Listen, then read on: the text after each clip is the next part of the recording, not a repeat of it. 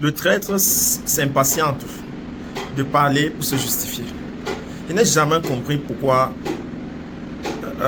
Onanguini se pointe toujours sur les histoires du MSC. Oui, vous allez me dire d'une part qu'il est père fondateur. Vous allez me dire d'autre part qu'il est politologue. Mais est-il le seul parmi tous ceux qui ont fondé le MSC, qui ne sont plus avec le MSC? Est-il le seul politologue que le Cameroun connaît? Pourquoi est-ce qu'il fait entendre sa voix souvent là où on ne l'attend pas?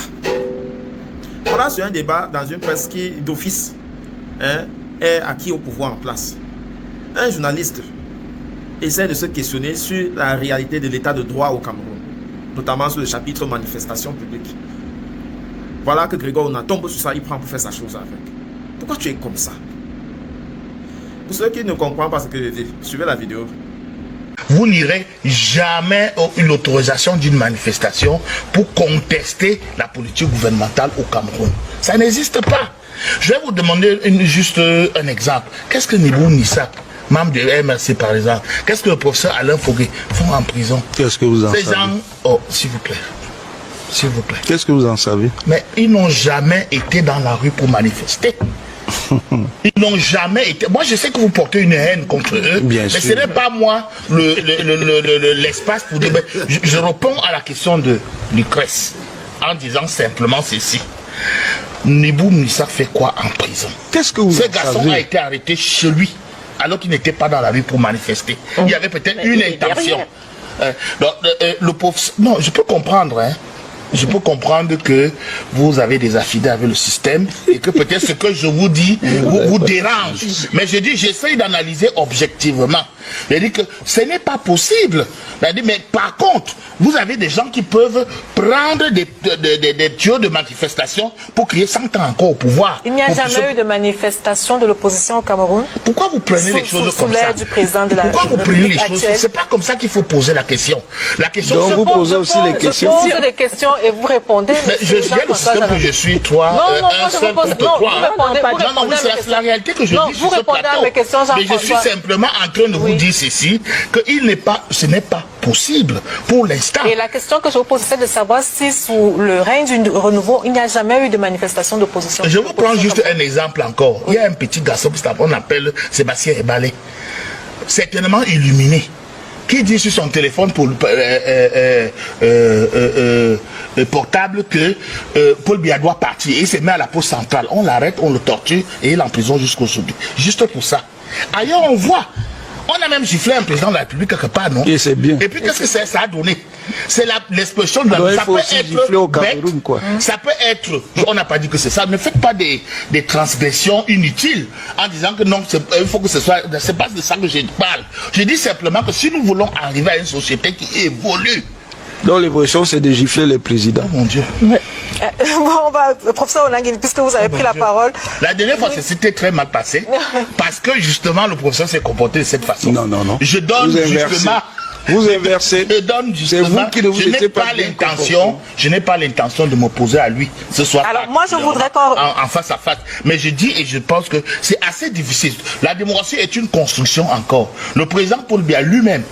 Moi, je n'ai pas le sentiment que tous les élèves qui s'ajoutent autour de lui, quand par exemple les gens disent que pourquoi on n'a pas de l'eau, un parti politique bien précis, le parti de Kawala a voulu faire une manifestation, pourquoi nous n'avons pas l'eau, pourquoi nous n'avons pas l'électricité? Dites-moi un peu, dans ces pays-ci, est-ce qu'on sait comment on entre à l'ENAM?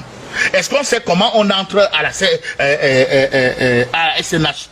Tous ces problèmes se résolvent. C'est toute cette frustration qui fait que des gens quittent leur pays. Pourquoi vous trouvez normal que des jeunes prennent le désert pour aller en Europe et aller prier leur frustration? Personne n'a jamais dit que c'était normal.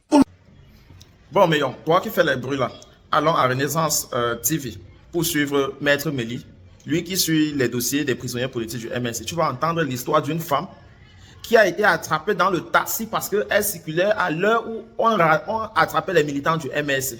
Et elle a été condamnée, tenez-vous tranquille, à 24 mois, donc 2 ans de prison ferme. Toi, tu vas dire que c'est toujours l'affaire de Foguet et de Bibou Nissak. Suivez. Donc, on lui demande de descendre et descend pour traverser et aller vers Montesquieu, reprendre un autre taxi pour s'en aller. Elle est arrêtée par la police et elle se retrouve dans le groupe. Insulinodépendante.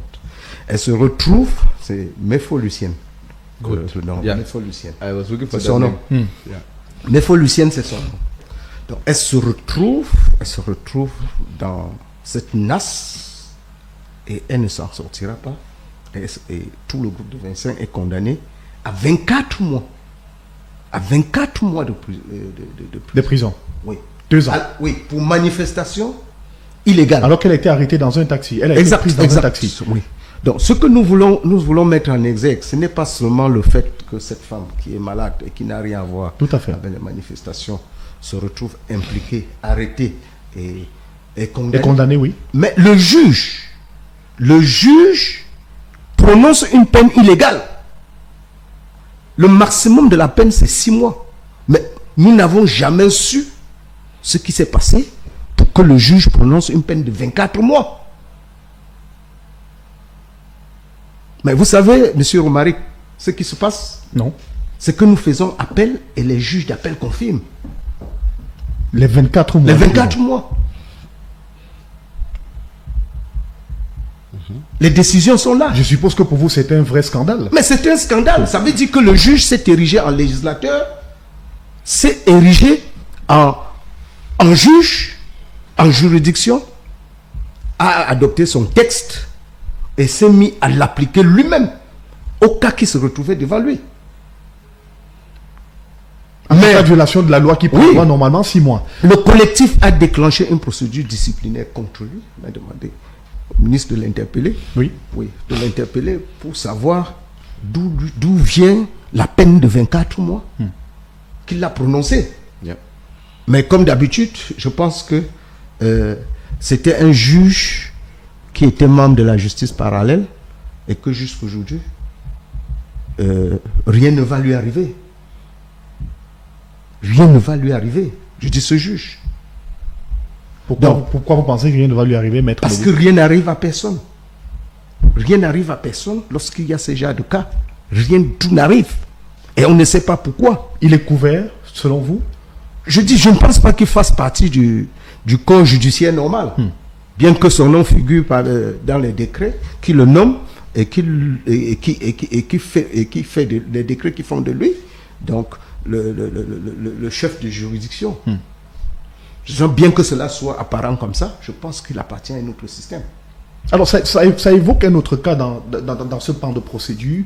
Comment trouvez-vous les attitudes des magistrats devant lesquels vous allez plaider au quotidien? Comment trouvez-vous leur attitude par rapport au cas des prisonniers politiques du MRC?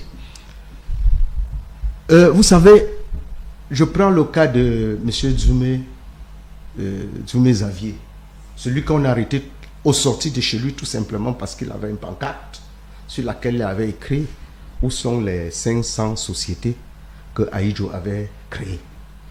Donc ça, il a arrêté c'est-à-dire il sortait pour aller à la marche. Oui. Il est déporté au 7.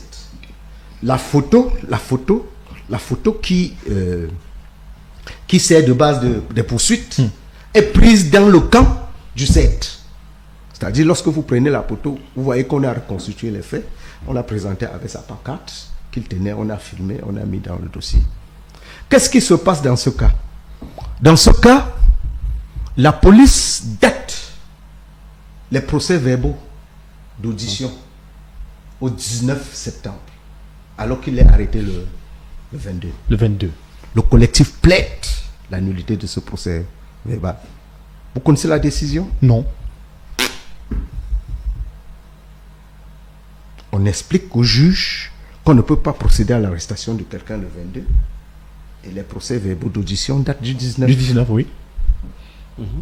Alors, qu'est-ce qui s'est passé entre-temps? On ne peut pas savoir. Donc, les juges ont tendance dans ces affaires à être le prolongement de la police. Les juges ont, dans ces affaires, à considérer la police comme leur patron. Et nous avons toujours dit que la magistrature n'est pas le prolongement de la police. Nous avons toujours soutenu cela. Qui apprécie l'activité de la police? C'est le magistrat. Mais si c'est inversé, et que celui qui doit dire le droit, ce n'est que le policier, et que la magistrature se contente de son rôle de valider ce qui s'est passé à la gendarmerie et ce qui s'est passé à la police. Ce n'est plus la justice.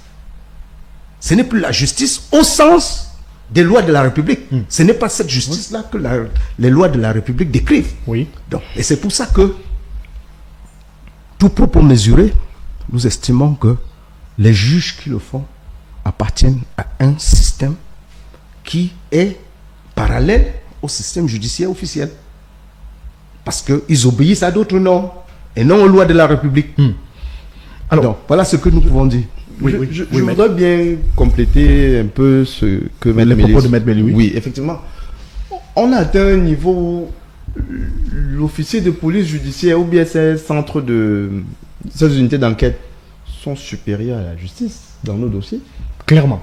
Oui. Je dis mes propos et je soutiens. Quand on introduit nos requêtes en habeas corpus, la procédure prévoit que quand on a déposé, le parquet demande à celui qui détient la personne, le requérant, de le produire. Oui. C'est une obligation. Mais vous savez quoi? Et dans votre cas, qu'est-ce qui se passe? Non, ils n'ont n'y a même pas de jamais dossier. produit des personnes qui étaient gardées dans ces unités. Je prends le cas de M. Bibou Nissak, de M. Foguet. Ils ne sont jamais présentés aux habeas corpus en instance. Oui. Tout simplement parce que les unités d'enquête qui les détenaient ont refusé de les produire. Voilà le premier cas. Le deuxième cas, je vous dirais que nous sommes arrivés à un stade où la justice elle-même s'est mise dans la fabrication des preuves. Le cas que Maître Mélia a soulevé. Comment c'est cela? un seul. C'est un cas parmi tant d'autres. C'est un cas parmi tant d'autres. Il y a un autre cas où, celui du professeur Foguet, Oui. où le commissaire du gouvernement a expressément demandé